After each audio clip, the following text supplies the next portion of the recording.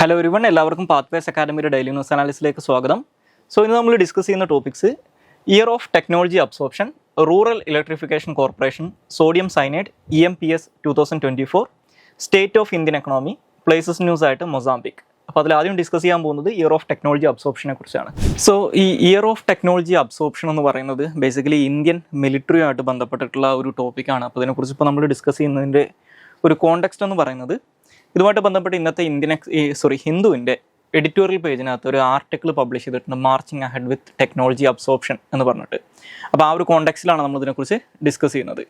അപ്പോൾ ഈ year of military ഈ ടെക്നോളജി അബ്സോർപ്ഷൻ കൊണ്ട് ബേസിക്കലി ഉദ്ദേശിക്കുന്നത് ഇന്ത്യൻ മിലിറ്ററിയിലേക്ക് നമ്മൾ ഒരു നെക്സ്റ്റ് ജനറേഷൻ ടെക്നോളജീസ് ആയിട്ട് പറയുന്ന ആർട്ടിഫിഷ്യൽ ഇൻ്റലിജൻസ്, അതുപോലെ തന്നെ ഓട്ടോണമസ് വെപ്പൺ സിസ്റ്റംസ്, ഇപ്പോൾ ഡ്രോൺസ് ഒക്കെ പോലുള്ള ഓട്ടോണമസ് ആയിട്ടുള്ള വെപ്പൺ സിസ്റ്റംസ്, അതുപോലെ തന്നെ നെക്സ്റ്റ് ജനറേഷൻ സെൻസറുകൾ, robotics, space technology, hypersonic weapon systems, ഇങ്ങനെയുള്ള കാര്യങ്ങളൊക്കെ ഇൻ്റഗ്രേറ്റ് ചെയ്യാൻ അല്ലെങ്കിൽ അബ്സോർബ് ചെയ്യുന്നതിന് വേണ്ടിയിട്ടുള്ള ഒരു പദ്ധതിയാണ് ഇത് വിഭാവനം ചെയ്യുന്നത്. അല്ലെങ്കിൽ ബേസിക്കലി ഈ ഒരു വർഷം ഇതിന് വേണ്ടിയിട്ട് പ്രയോറിറ്റൈസ് ചെയ്യും എന്നാണ് പറയുന്നത്. അപ്പോൾ ബേസിക്കലി ഇതിനകത്ത് എന്താണ് ഈ അബ്സോർപ്ഷൻ എന്നുള്ളതുകൊണ്ട് ഉദ്ദേശിക്കുന്നത് മനസ്സിലാക്കുക. അബ്സോർപ്ഷൻ എന്ന് പറഞ്ഞു കഴിഞ്ഞാൽ ആ പേര് സൂചിപ്പിക്കുന്നത് പോലെ തന്നെ ഇത്തരത്തിലുള്ള സിസ്റ്റംസ് അക്വയർ ചെയ്യുകയും അത് അഡാപ്റ്റ് ചെയ്യുകയും നിലവിലുള്ള എക്സിസ്റ്റിംഗ് ആയിട്ടുള്ള സിസ്റ്റംസ് ഉണ്ടാവും, അതിനെയാണ് ലെഗസി സിസ്റ്റംസ് എന്ന് പറയാം. അപ്പോൾ ആ എക്സിസ്റ്റിംഗ് സിസ്റ്റവുമായിട്ട് ഇതിനെ ഇൻ്റഗ്രേറ്റ് ചെയ്യുകയും ചെയ്യുന്നതിനെയാണ് അബ്സോർബ് ചെയ്യുക അല്ലെങ്കിൽ അബ്സോർപ്ഷൻ എന്നുള്ളതുകൊണ്ട് ഉദ്ദേശിക്കുന്നത്. അപ്പോൾ നിലവിലുള്ള ഓൾറെഡി എക്സിസ്റ്റിംഗ് ആയിട്ടുള്ള, അതായത് ഇപ്പോൾ നമ്മൾ മറ്റൊരർത്ഥത്തിൽ പറഞ്ഞു കഴിഞ്ഞാൽ ഇപ്പോൾ നിലവിൽ ഔട്ട്ഡേറ്റഡ് ആയിട്ട് മാറിക്കൊണ്ടിരിക്കുന്ന ചില ടെക്നോളജീസോ അല്ലെങ്കിൽ എക്യുപ്മെൻസുകളൊക്കെ ഉണ്ടാവും. അപ്പോൾ അതിനെ പരിപൂർണമായിട്ടും ഇല്ലാതാക്കുന്നതിന് പകരം നിലവിലുള്ള എക്യുപ്മെൻസിൻ്റെ കൂടെ ഈ നെക്സ്റ്റ് ജനറേഷൻ ടെക്നോളജീസും കൂടി ഇൻ്റഗ്രേറ്റ് ചെയ്യാണ് ഇതിൻ്റെ ഭാഗമായിട്ട് ചെയ്യുന്നത്. ഓക്കെ, അപ്പോൾ ഇത് ലെഗസി സിസ്റ്റംസിനെ റീപ്ലേസ് ചെയ്യുക എന്നുള്ളതിനെക്കാട്ടിലും അതിനെ കോംപ്ലിമെൻറ്റ് ചെയ്യുക എന്നുള്ളതാണ് ഇതുകൊണ്ട് ഉദ്ദേശിക്കുന്നത് എന്ന് മനസ്സിലാക്കുക.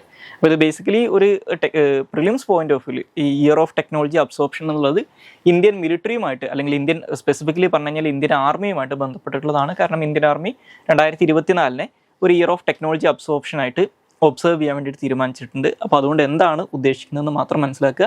ഒരു മെയിൻസ് പോയിന്റ് ഓഫ് വ്യൂലൊക്കെ വേണമെങ്കിൽ നിങ്ങൾക്ക് ഈ മിലിറ്ററി മോഡേണൈസേഷൻ്റെ പോയിന്റ് ഓഫ് വ്യൂ വേണമെങ്കിൽ ഈ ഒരു ആർട്ടിക്കിൾ ഒന്ന് വായിച്ചു കഴിഞ്ഞാൽ കുറച്ചും കൂടി ഡീറ്റെയിൽഡ് ആയിട്ടുള്ള കാര്യങ്ങൾ മനസ്സിലാക്കാൻ സാധിക്കും. ഇനി രണ്ടാമതായിട്ട് ഡിസ്കസ് ചെയ്യാനുള്ള ടോപ്പിക്ക് റൂറൽ ഇലക്ട്രിഫിക്കേഷൻ കോർപ്പറേഷൻ ആണ്, അല്ലെങ്കിൽ REC ആണ്. അപ്പോൾ ഈ റൂറൽ ഇലക്ട്രിഫിക്കേഷൻ കോർപ്പറേഷൻ എന്ന് പറയുന്ന പൊതുമേഖലാ സ്ഥാപനത്തെക്കുറിച്ച് ഇന്നത്തെ ഹിന്ദുവിൻ്റെ പേജ് 8 ഒരു ചെറിയൊരു ആർട്ടിക്കിൾ വന്നിട്ടുണ്ട്. Loan sanctioned by rural electrification corporation in financial year 24 എന്ന് പറയുന്നത് 3.59 ലക്ഷം കോടിയാണെന്ന് പറഞ്ഞിട്ടുള്ളൊരു ആർട്ടിക്കിൾ വന്നിട്ടുണ്ട്. അപ്പോൾ ഇതിനകത്ത് മനസ്സിലാക്കേണ്ട ഒരു കാര്യം, ഈ rural electrification corporation of India corporation എന്നുള്ള കമ്പനിയുടെ പേര് ഈ പറയപ്പെടുന്നത് REC ലിമിറ്റഡ് എന്നുള്ള പേരിലാണ്. ഓക്കെ, നേരത്തെ വിളിച്ചുകൊണ്ടിരുന്ന പേരാണ് റൂറൽ ഇലക്ട്രിഫിക്കേഷൻ കോർപ്പറേഷൻ ലിമിറ്റഡ് എന്നുള്ളത്. ഇപ്പോൾ ഈ കമ്പനിയുടെ പേര് അറിയപ്പെടുന്നത് REC ലിമിറ്റഡ് എന്നുള്ള പേരിലാണ്. അപ്പോൾ ഇതൊരു സെൻട്രൽ പബ്ലിക് സെക്ടർ അണ്ടർടേക്കിംഗ് ആണ്. അതായത് സെൻട്രൽ ഗവൺമെൻറ്റിൻ്റെ കീഴിൽ വരുന്ന ഒരു പൊതുമേഖലാ സ്ഥാപനമാണ്. മിനിസ്ട്രി ഓഫ് പവറിൻ്റെ കീഴിലാണ് ഇത് വരുന്നത്. സോ ബേസിക്കലി ഇവരുടെ പണി എന്ന് പറയുന്നത് അല്ലെങ്കിൽ ഇവരുടെ ഫംഗ്ഷൻ എന്ന് പറയുന്നത് ഈ പവർ സെക്ടറുമായിട്ട് ബന്ധപ്പെട്ടിട്ടുള്ള വാല്യൂ ചെയിൻ ഉണ്ടാവും. അതായത് പവർ ജനറേഷൻ തൊട്ട് ഡിസ്ട്രിബ്യൂഷൻ വരെയുള്ള ആ ഒരു പ്രോസസ്സിനെയാണ് വാല്യൂ ചെയിൻ എന്ന് പറയുക. അപ്പോൾ ആ വാല്യൂ ചെയിനകത്ത് ഉള്ള പ്രൊജക്റ്റുകളെ ഫിനാൻസ് ചെയ്യുക അല്ലെങ്കിൽ അവർക്ക് വേണ്ടി ലോൺ കൊടുക്കുക, ഫിനാൻസ് ചെയ്യുക എന്നുള്ളതാണ് ഇവരുടെ ലക്ഷ്യം അല്ലെങ്കിൽ ഇവരുടെ പേർപ്പസ് എന്ന് പറയുന്നത്. ഇത് എസ്റ്റാബ്ലിഷ് ചെയ്യുന്നത് 1969 അപ്പോൾ ഇത് RBIയിൽ ഒരു നോൺ ബാങ്കിങ് ഫിനാൻസ് കമ്പനിയായിട്ടും അല്ലെങ്കിൽ ഒരു NBFC ആയിട്ടും അതുപോലെ തന്നെ ഒരു പബ്ലിക് ഫിനാൻഷ്യൽ ഇൻസ്റ്റിറ്റ്യൂഷനായിട്ടും ഒരു ഇൻഫ്രാസ്ട്രക്ചർ ഫിനാൻസിങ് കമ്പനിയുമായിട്ടും അല്ലെങ്കിൽ IFCയുമായിട്ടും രജിസ്റ്റർ ചെയ്തിട്ടുള്ള ഒരു എൻറ്റിറ്റി ആണെന്ന് അറിഞ്ഞിരിക്കുക. ഓക്കെ, ഇനി ഇവർ ചെയ്യുന്ന കാര്യങ്ങൾ ഞാൻ നേരത്തെ പറഞ്ഞു. ഈ പറയുന്ന പവർ സെക്ടറുമായിട്ട് ബന്ധപ്പെട്ട് വരുന്ന വാല്യൂ ചെയിനിൽ പ്രൊജക്റ്റുകൾക്ക് വേണ്ടിയിട്ട് ഇൻവെസ്റ്റ്മെൻറ്റ് അല്ലെങ്കിൽ അതിനെ ഫിനാൻസ് ചെയ്യാണ് ഇവർ ചെയ്യുന്നത്. അപ്പോൾ പ്രധാനമായിട്ട് ഇവർ കൊടുക്കുന്നത് ഇത്തരത്തിലുള്ള ആവശ്യങ്ങൾക്ക് വേണ്ടിയിട്ടുള്ള ലോങ് ടേം ലോൺസ് ആണ്. ഓക്കെ, അതുപോലെ തന്നെ മറ്റുള്ള ഫിനാൻഷ്യൽ പ്രൊഡക്ട്സുകളും സംസ്ഥാനങ്ങൾക്കും അല്ലെങ്കിൽ സ്റ്റേറ്റുകൾക്കും സെൻറ്ററിനും ഈ പവർ സെക്ടറുമായിട്ട് ബന്ധപ്പെട്ട് വരുന്ന പ്രൈവറ്റ് കമ്പനീസിനൊക്കെ ഇവർ കൊടുക്കുന്നുണ്ട്.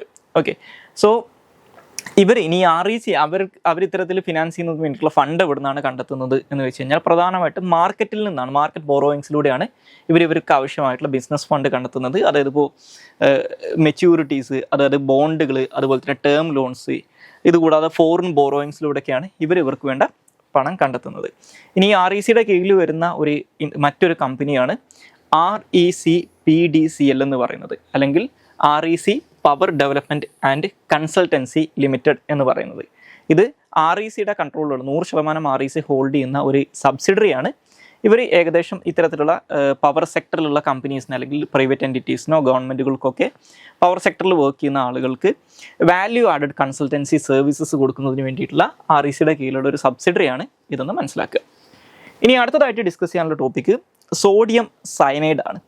അപ്പോൾ ഈ സോഡിയം സയനൈഡിനെ കുറിച്ച് ഇപ്പോൾ നമ്മൾ ഡിസ്കസ് ചെയ്യുന്നതിൻ്റെ ഒരു കാരണം എന്ന് പറയുന്നത് സോഡിയം സയനൈഡിൻ്റെ ഇമ്പോർട്ടിൻ്റെ മുകളിൽ ഇന്ത്യൻ ഗവൺമെൻറ് ഒരു ആൻറ്റി ഡംപിങ് ഡ്യൂട്ടി ഇമ്പോസ് ചെയ്യാൻ വേണ്ടിയിട്ട് നീക്കങ്ങൾ ആരംഭിച്ചിട്ടുണ്ട്. അപ്പോൾ ഇതുമായിട്ട് ബന്ധപ്പെട്ട് directorate general of trade remedies ഇത്തരത്തിൽ ഈ സോഡിയം സയനൈഡിൻ്റെ മുകളിൽ ആൻറ്റി ഡംപിങ് ഡ്യൂട്ടി ഇമ്പോസ് ചെയ്യാൻ ആവശ്യപ്പെട്ടുകൊണ്ട് ഗവൺമെൻറ്റിന് ഒരു റെക്കമെൻഡേഷൻ കൊടുത്തിട്ടുണ്ട്. അപ്പോൾ ഈ ഒരു സോഡിയം സയനൈഡിന് മുകളിൽ completely anti dumping duty impose ചെയ്യല്ല ചെയ്യുന്നത്, പകരം China, European Union, Japan, Korea എന്നീ രാജ്യങ്ങളിൽ നിന്ന് അല്ലെങ്കിൽ എന്നീ ഡെസ്റ്റിനേഷൻസിൽ നിന്ന് വരുന്ന ഇന്ത്യയിലേക്ക് ഇമ്പോർട്ട് ചെയ്യുന്ന സോഡിയം സയനൈഡിന് മുകളിൽ ആൻറ്റി ഡംപിങ് ഡ്യൂട്ടി ഇമ്പോസ് ചെയ്യാൻ വേണ്ടിയിട്ടാണ് ഇത് ആവശ്യപ്പെട്ടിട്ടുള്ളത്.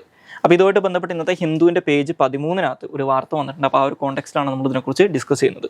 അപ്പോൾ ഫസ്റ്റ് ഓഫ് ഓൾ എന്താണ് ഈ സോഡിയം സയനൈഡ് എന്ന് മനസ്സിലാക്കുക.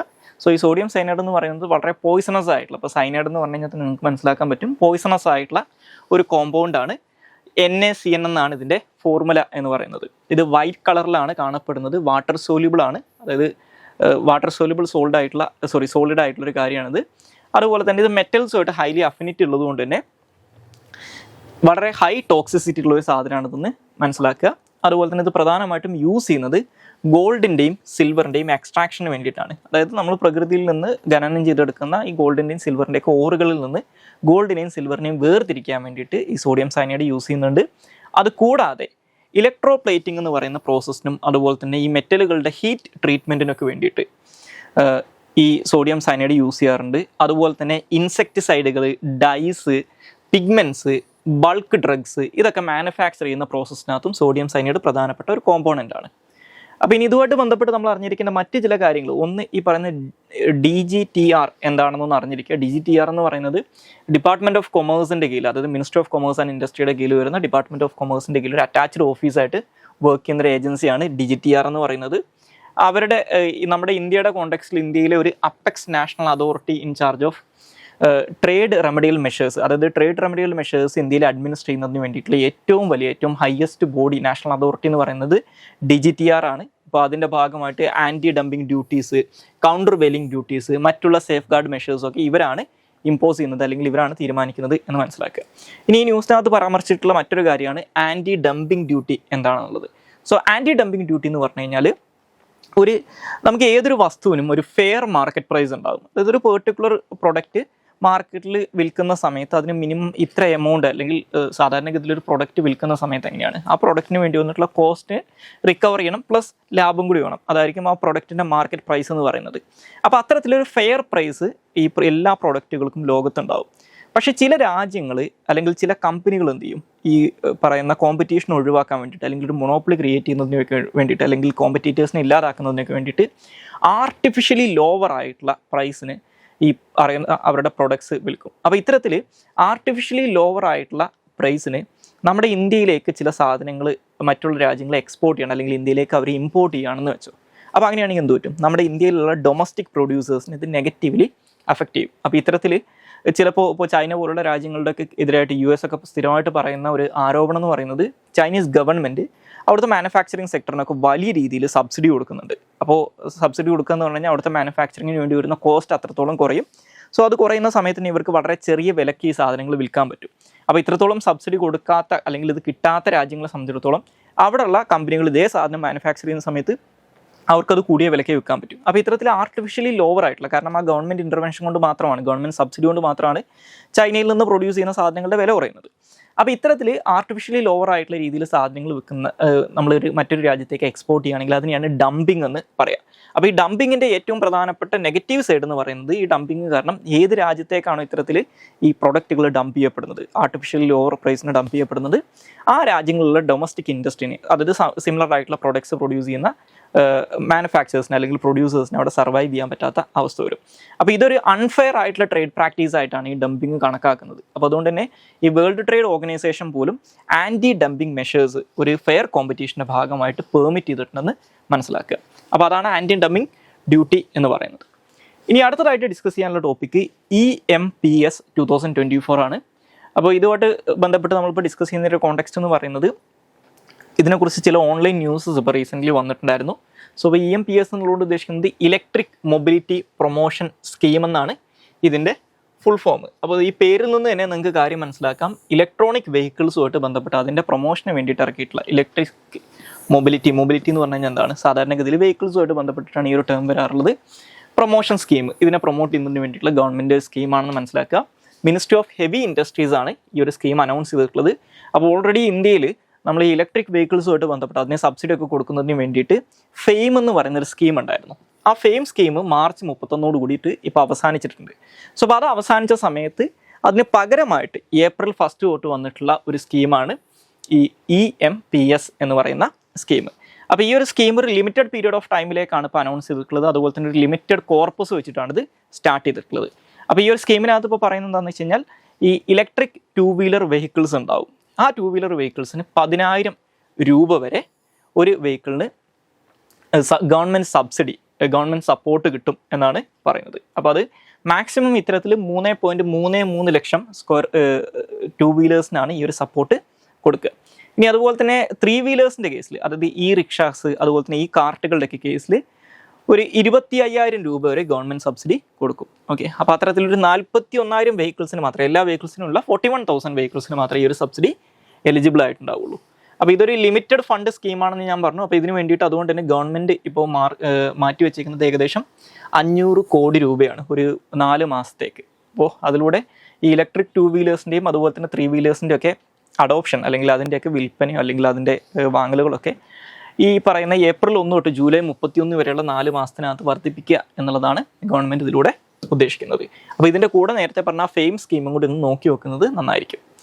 ഇനി അടുത്തതായിട്ട് ഡിസ്കസ് ചെയ്യാനുള്ള ടോപ്പിക്ക് സ്റ്റേറ്റ് ഓഫ് ഇന്ത്യൻ എക്കണോമിയാണ്. സോ അപ്പോൾ നമ്മുടെ ഇന്ത്യൻ എക്കണോമിയുടെ ഇപ്പോഴത്തെ കാര്യങ്ങളൊക്കെയാണ് നമ്മൾ ഈ ഒരു ടോപ്പിക്കിനകത്ത് ഡിസ്കസ് ചെയ്യുന്നത്. ഇതിനുള്ള കാരണം എന്ന് പറയുന്നത് ഇന്നത്തെ ഇന്ത്യൻ എക്സ്പ്രസിൻ്റെ പേജ് 10 ഇതിനെക്കുറിച്ച് ഡീറ്റെയിൽ ആയിട്ടുള്ള ഒരു ആർട്ടിക്കിൾ വന്നിട്ടുണ്ട്, ക്വാളിറ്റി ഓഫ് ഗ്രോത്ത് എന്ന് പറഞ്ഞിട്ട്. അതായത് നമ്മുടെ ഇന്ത്യൻ എക്കണോമി ഇപ്പോൾ വളരെ ഹെൽത്തി ആയിട്ടുള്ളൊരു അവസ്ഥയിലാണ് നിൽക്കുന്നത്. ഇപ്പോൾ നമ്മുടെ ഇന്ത്യയിൽ വളരെ ഹെൽത്തി ആയിട്ടുള്ളൊരു ഗ്രോത്ത് ഉണ്ട്, GDP ഗ്രോത്ത് ഉണ്ട്. അതേസമയം നമ്മുടെ ഇന്ത്യയിലെ ഇൻഫ്ലേഷൻ വളരെ ഒരു മോഡറേറ്റ് ഫേസിലാണ്. അതായത് ഓവർ ഇൻഫ്ലേഷൻ ഇല്ല, അതേസമയത്തിന് ഒരു ഡിഫ്ലേഷൻ്റെ പ്രശ്നമില്ല, ഒരു ഹെൽത്തി ഫേസിലുള്ള ഇൻഫ്ലേഷൻ ഉണ്ട്. അതുപോലെ തന്നെ ഫോറിൻ ഇൻവെസ്റ്റ്മെൻറ്റ് FIIസിൻ്റെ ഇൻഫ്ലോസും വളരെ ഹെൽത്തിയാണ്. അതുപോലെ തന്നെ നമ്മുടെ ഇന്ത്യയിലെ കോർപ്പറേറ്റുകളുടെയും ബാങ്കിങ് സെക്ടറിൻ്റെയൊക്കെ ബാലൻസ് ഷീറ്റും ഒരു ഹെൽത്തി ബാലൻസ് ഷീറ്റാണ്. അതുപോലെ തന്നെ റീസെൻ്റ്ലി റിലീസ് ചെയ്തിട്ടുള്ള എക്കണോമിക് ഡാറ്റയൊക്കെ അനുസരിച്ച് നമ്മുടെ GDP ഗ്രോത്ത് റേറ്റ് 2023-24 തേർഡ് ക്വാർട്ടറിനകത്തുള്ള GDP ഗ്രോത്ത് റേറ്റ് എന്ന് പറയുന്നത് 8.4% ഒക്കെയാണ്. അപ്പോൾ അത് അത്യാവശ്യം നല്ലൊരു ഹെൽത്തി ആയിട്ടുള്ള ഗ്രോത്ത് റേറ്റ് നമുക്ക് മെയിൻറ്റെയിൻ ചെയ്യാൻ പറ്റുന്നുണ്ട്. അപ്പോൾ ഈ ഒരു അവസ്ഥയിൽ നോക്കുന്ന സമയത്ത് നമ്മുടെ Indian economy for the time being വളരെ ഹെൽത്തി ആയിട്ട് തോന്നുന്നുണ്ടെങ്കിലും ചില ഇഷ്യൂസും നമ്മുടെ ഇന്ത്യൻ എക്കണോമി ഫേസ് ചെയ്യുന്നുണ്ട്. അപ്പോൾ ഇതിനെക്കുറിച്ചൊക്കെ അനലൈസ് ചെയ്യുന്നൊരു ആർട്ടിക്കിളാണ് ഈ ക്വാളിറ്റി ഓഫ് ഗ്രോത്ത് എന്ന് പറഞ്ഞിട്ട് ഇന്ത്യൻ എക്സ്പ്രസ് പബ്ലിഷ് ചെയ്തിട്ടുള്ളത്. ഓക്കെ, അപ്പോൾ ആ ഒരു കോണ്ടെക്സ്റ്റിലാണ് നമ്മൾ ഇതിനെക്കുറിച്ച് ഡിസ്കസ് ചെയ്യുന്നത്. അപ്പോൾ ഇന്ത്യൻ എക്കണോമിയിലുള്ള ഇപ്പോഴത്തെ പോസിറ്റീവ് ആസ്പെക്ട്സ് നമ്മൾ നോക്കിക്കഴിഞ്ഞാൽ ഒന്ന് ഒരു ഹെൽത്തി GDP ഗ്രോത്ത് ഉണ്ട് എന്നുള്ളത് തന്നെയാണ്. അതായത് നേരത്തെ സൂചിപ്പിച്ചതുപോലെ തന്നെ 2023-24 സാമ്പത്തിക വർഷത്തിലെ ആദ്യത്തെ 3 ക്വാർട്ടറിലും ഒരു more than 8% GDP growth rate നമുക്ക് റെക്കോർഡ് ചെയ്യാൻ പറ്റിയിട്ടുണ്ട്. അതുപോലെ തന്നെ നമ്മളൊരു ഫുൾ പ്രൊജക്ഷൻ 2023-24 ഫുൾ ഇയർ നോക്കിക്കഴിഞ്ഞാൽ ഒരു പ്രൊജക്റ്റഡ് GDP ഗ്രോത്ത് എന്ന് പറയുന്നത് 7.6% ആണ്. അതായത് നേരത്തെ എസ്റ്റിമേറ്റ് ചെയ്തിട്ടുണ്ടായിരുന്നത് 7.6% ആണ്. അതിനെക്കാട്ടിലും കൂടുതലായിരിക്കും എന്നാണ് പറയുന്നത്. അപ്പോൾ ഈ ഗ്രോത്തിനുള്ളൊരു പ്രധാനപ്പെട്ട കാരണം ഇൻവെസ്റ്റ്മെൻ്റ് ആണ്. അപ്പോൾ അത് നമ്മുടെ ഇന്ത്യയിൽ അതുകൂടാതെ റൂറൽ ഡിമാൻഡിനകത്ത് ഉണ്ടായിട്ടുണ്ടായിരുന്ന ഒരു ഇൻക്രീസും ഇതിന് കാരണമാണെന്ന് പറയാം. ഇനി അതുപോലെ തന്നെ മറ്റൊരു കാര്യം ഞാൻ നേരത്തെ സൂചിപ്പിച്ചതുപോലെ മോഡറേറ്റ് ആയിട്ടുള്ള ഇൻഫ്ലേഷനാണ്. നമ്മുടെ ഇന്ത്യയിലെ കൺസ്യൂമർ പ്രൈസ് ഇൻഡെക്സ് അനുസരിച്ചിട്ടുള്ള ഇൻഫ്ലേഷൻ എന്ന് പറയുന്നത് RBIയുടെ ടാർഗറ്റ് എന്ന് പറയുന്നത് 6%-നും 2%-നും ഇടയിലായിരിക്കണം എന്നുള്ളതാണ്. അപ്പോൾ 6% താഴെയാണ് ഇപ്പോഴത്തെ ഇൻഫ്ലേഷൻ എന്ന് പറയുന്നത്. ഓക്കെ, പക്ഷേ അതേസമയം തന്നെ നമ്മൾ ഈ പറയുന്ന കൺസ്യൂമർ പ്രൈസ് ഇൻഡെക്സ് കുറയുന്ന സമയത്തും ഇവിടെ ഹൈ ഫുഡ് ഇൻഫ്ലേഷൻ ഉണ്ടെന്ന് മനസ്സിലാക്കി. എസ്പെഷ്യലി വെജിറ്റബിൾസ്, പൾസസ്, സ്പൈസ്, ഇതിൻ്റെയൊക്കെ എമൗണ്ട് അല്ലെങ്കിൽ ഇതിൻ്റെയൊക്കെ പ്രൈസ് ഇൻഫ്ലേഷൻ ഇപ്പോഴും കൂടുതലാണ്. അതൊരു ഇഷ്യൂ ആണെന്നുള്ള കാര്യം മനസ്സിലാക്കുക. അതുപോലെ തന്നെ വളരെ സ്ട്രോങ് ആയിട്ടുള്ള FII ഇൻഫ്ലോസ് ഉണ്ട്. നമ്മുടെ ഇന്ത്യയിലേക്ക് ഒരു significant inflow of foreign investment വരാൻ തുടങ്ങിയിട്ടുണ്ട്. ഇപ്പോൾ 2023-24 കാലഘട്ടത്തിൽ ഏകദേശം $41 ബില്യൺ FII ഇൻഫ്ലോ അല്ലെങ്കിൽ ഫോറിൻ ഇൻവെസ്റ്റ്മെൻറ്റ് ഇന്ത്യയിലേക്ക് വന്നിട്ടുണ്ടെന്നാണ് പറയുന്നത്. അപ്പോൾ നമ്മൾ കഴിഞ്ഞ വർഷമൊക്കെ നോക്കുന്ന സമയത്ത് ഇന്ത്യയിൽ ഒരു നെറ്റ് ഔട്ട്ഫ്ലോ ആണ് ഉണ്ടായിരുന്നത്. ഓക്കെ, പക്ഷേ ഇപ്പോൾ അതൊരു നെറ്റ് ഇൻഫ്ലോ ആയിട്ട് മാറിയിട്ടുണ്ട്. അപ്പോൾ ഈ ഒരു നെറ്റ് ഇൻഫ്ലോ കൂടുന്ന സമയത്ത് അല്ലെങ്കിൽ ഇന്ത്യയിലേക്കുള്ള നെറ്റ് ഇൻഫ്ലോ എന്ന് പറഞ്ഞു കഴിഞ്ഞാൽ മനസ്സിലാക്കുക നമ്മുടെ ഇന്ത്യയിലേക്ക് വരുന്ന ഫോറിൻ ഇൻവെസ്റ്റ്മെൻറ്റും ഇന്ത്യയിൽ നിന്ന് പുറത്തു പോകുന്ന ഫോറിൻ ഇൻവെസ്റ്റ്മെൻറ്റും തമ്മിലുള്ള കമ്പാരിസൺ നോക്കുന്ന സമയത്ത് നമ്മളിവിടുന്ന് പുറത്തു പോകുന്നതിനെക്കാട്ടിലും കൂടുതലാണ് ഇങ്ങോട്ട് വരുന്നതെങ്കിൽ അതിനാണ് നെറ്റ് ഇൻഫ്ലോ എന്ന് പറയുക. പക്ഷേ കഴിഞ്ഞ വർഷമൊക്കെ നമുക്ക് നെറ്റ് ഔട്ട്ഫ്ലോ ആയിരുന്നു, ഇന്ത്യയിലേക്ക് വരുന്നതിനെക്കാട്ടിലും കൂടുതൽ ഇൻവെസ്റ്റ്മെൻറ്റ് ഇന്ത്യയിൽ നിന്ന് പുറത്തു പോകുന്നുണ്ടായിരുന്നു. പക്ഷേ ഈ വർഷം അത് നെറ്റ് ഇൻഫ്ലോ ആയിട്ട് മാറിയിട്ടുണ്ട്. അതുപോലെ തന്നെ ഇത്തരത്തിലുള്ള ഇൻഫ്ലോ കൂടുന്ന സമയത്ത് നമ്മുടെ ഇന്ത്യയുടെ ഫോറിൻ എക്സ്ചേഞ്ച് റിസർവ് ഇതുപോലെ തന്നെ കംഫർട്ടബിൾ ആയിട്ടുള്ള രീതിയിൽ വർദ്ധിക്കുകയും ചെയ്യും. ഇനി നമ്മുടെ ഇന്ത്യയിൽ മറ്റൊരു പോസിറ്റീവ് ആസ്പെക്റ്റ് എന്ന് പറയുന്നത് വളരെ ഹെൽത്തി ആയിട്ടുള്ള ഒരു കോർപ്പറേറ്റ് ആൻഡ് ബാങ്കിങ് സെക്ടറാണ്. ഇപ്പോൾ നമ്മുടെ ഇന്ത്യയിലുള്ള ക്രെഡിറ്റ് റേഷ്യോ, അതായത് മാർക്കറ്റിൻ്റെ ക്രെഡിറ്റ് റേഷ്യോ എന്ന് പറയുന്നത് ഏകദേശം 1.92 ആണെന്നാണ് പറയുന്നത്. അത് ഇതിന് മുമ്പത്തെ വർഷങ്ങളൊക്കെ ആയിട്ട് കമ്പയർ ചെയ്ത് നോക്കുന്ന സമയത്ത്, ആവറേജ് എടുത്ത് നോക്കുന്ന സമയത്ത് ബെറ്റർ ആണെന്നാണ് പറയപ്പെടുന്നത്. ഇനി നമ്മൾ ഇന്ത്യൻ എക്കണോമി നേരിടുന്ന ചില പ്രശ്നങ്ങൾ നോക്കിക്കഴിഞ്ഞാൽ, ഒരു ഏരിയാസ് ഓഫ് കൺസേൺ ആയിട്ട് നോക്കിക്കഴിഞ്ഞാൽ, ഒന്ന് വീക്ക് കൺസംഷൻ ഗ്രോത്ത് ആണ്. നമുക്കൊരു സസ്റ്റൈനബിൾ ആയിട്ടുള്ള എക്കണോമിക് ഗ്രോത്ത് അച്ചീവ് ചെയ്യണമെങ്കിൽ ഡൊമസ്റ്റിക് കൺസംഷൻ എന്ന് പറയുന്നത് ഗ്രോ ചെയ്യണം. അപ്പോൾ നമ്മുടെ ഇന്ത്യയിലെ GDP ഗ്രോത്തും കൺസംഷനും തമ്മിലുള്ള കൺസംഷൻ GDP ഗ്രോത്ത് നോക്കിക്കഴിഞ്ഞാൽ അതൊരു 2023-24 വർഷത്തിൽ ജസ്റ്റ് 3% മാത്രമാണ്. അപ്പോൾ നമ്മുടെ പ്രീ പാൻഡമിക് ലെവലൊക്കെ ആയിട്ട്, അതായത് കൊറോണ പാൻഡമിക് വരുന്നതിന് മുമ്പുള്ള കൺസംഷൻ ഗ്രോത്തുമായിട്ട് കമ്പയർ ചെയ്യുന്ന സമയത്ത് ഇത് കുറവാണെന്ന് പറയാം. അപ്പോൾ അതിനുള്ള പ്രധാനപ്പെട്ട കാരണങ്ങൾ എന്ന് പറയുന്നത് ഇപ്പോൾ IT സെക്ടറിലൊക്കെയുള്ള ലേ ഓഫും അതുപോലെ തന്നെ നമ്മുടെ അഗ്രികൾച്ചർ സെക്ടറിലുള്ള ചില ഇഷ്യൂസൊക്കെയാണ്. പ്രധാനമായിട്ടും ഈ അർബൻ ഏരിയാസിലുള്ള ലേ ഓഫ് പോലുള്ള ഇഷ്യൂസാണ് പ്രധാനപ്പെട്ട ഒരു കാരണമായിട്ട് പറയപ്പെടുന്നത്. മറ്റൊന്നെന്ന് പറയുന്നത് മോഡറേറ്റ് പ്രൈവറ്റ് ഇൻവെസ്റ്റ്മെൻ്റ് ആണ്. അതായത് നമ്മുടെ ഇന്ത്യയിൽ ഈ പ്രൈവറ്റ് ഇൻവെസ്റ്റ്മെൻറ്റ് വർദ്ധിക്കുന്നതായിട്ട് കാണുന്നുണ്ടെങ്കിലും ഒരു സസ്റ്റെയിൻഡ് ആയിട്ടുള്ള പ്രൈവറ്റ് ഇൻവെസ്റ്റ്മെൻറ്റ് ഇൻക്രീസ് എന്ന് പറയുന്നത് അല്ലെങ്കിൽ ഗ്രോത്ത് എന്ന് പറയുന്നത് നമുക്ക് ആവശ്യമാണ്. പക്ഷേ അതിപ്പോഴും അച്ചീവ് ചെയ്യാൻ പറ്റിയിട്ടില്ല എന്നാണ് പറയുന്നത്. അതുപോലെ തന്നെ മൂന്നാമത്തത് വൾണറബിലിറ്റി ടു എക്സ്റ്റേണൽ ഫാക്ടേഴ്സ് ആണ്. ഇപ്പോൾ ഈ പാൻഡമിക്കിന് ശേഷം ലോകത്ത് കണ്ടുവരുന്നൊരു ട്രെൻഡ് എന്ന് പറയുന്നത്, ലോകത്തിലെ ടോട്ടലുള്ള കൺസംഷൻ അല്ലെങ്കിൽ സാധനങ്ങൾക്ക് വേണ്ടിയിട്ടുള്ള ഡിമാൻഡ് എന്ന് പറയുന്നത് പാൻഡമിക്കിന് ശേഷം പിന്നീട് പ്രീ പാൻഡമിക് ലെവലിലേക്ക് മാറിയിട്ടില്ല. അപ്പോൾ ആ ഒരു സാധനങ്ങളുടെ ഡിമാൻഡ് കുറയുന്നത് നമ്മുടെ എക്സ്പോർട്ട് ഓറിയൻറ്റഡ് ആയിട്ടുള്ള പല കാര്യങ്ങളെയും നെഗറ്റീവ്ലി ബാധിക്കും. ഓക്കെ, അതുപോലെ തന്നെ നമ്മുടെ ഈ ഫോറിൻ ഇൻവെസ്റ്റ്മെൻറ്റിൻ്റെ കേസ് ഇൻഫ്ലോസ് ഇപ്പോൾ ഒരു നെറ്റ് ഇൻഫ്ലോ നമുക്ക് ഉണ്ടെങ്കിലും ഞാൻ പറഞ്ഞു തൊട്ട് മുമ്പത്തെ വർഷം അത് നെറ്റ് ഔട്ട്ഫ്ലോ ആണ് ഉണ്ടായിരുന്നത്, നെഗറ്റീവ് ആയിരുന്നു അത് എന്ന് പറഞ്ഞു. അപ്പോൾ അതുകൊണ്ട് തന്നെ ഇത് ഒരു സ്ഥിരത മെയിൻറ്റെയിൻ ചെയ്യും അല്ലെങ്കിൽ ഇതൊരു സ്റ്റേബിളായിട്ട് ഈ ഇൻഫ്ലോ നിലനിൽക്കും എന്ന് നമുക്ക് ഉറപ്പിച്ച് പറയാൻ പറ്റില്ല. പിന്നെ മറ്റൊരു കേസ് എന്ന് പറയുന്നത് നേരത്തെ സൂചിപ്പിച്ച ഹൈ ഫുഡ് ഇൻഫ്ലേഷനാണ്. അത് ഓൾറെഡി പറഞ്ഞു കഴിഞ്ഞ്. പിന്നെ അതുപോലെ തന്നെ deposit growth lagging credit growth എന്നുള്ളത്, അതായത് ക്രെഡിറ്റ് ഗ്രോത്തിന് സമാനമായിട്ടുള്ള രീതിയിൽ ഡെപ്പോസിറ്റ് ഗ്രോത്ത് വരുന്നില്ല എന്നുള്ള ഒരു പ്രശ്നമുണ്ട്. അപ്പോൾ ഇത് ലിക്വിഡിറ്റി റിസ്ക് ഉണ്ടാക്കാനുള്ള സാധ്യത ഉണ്ട്.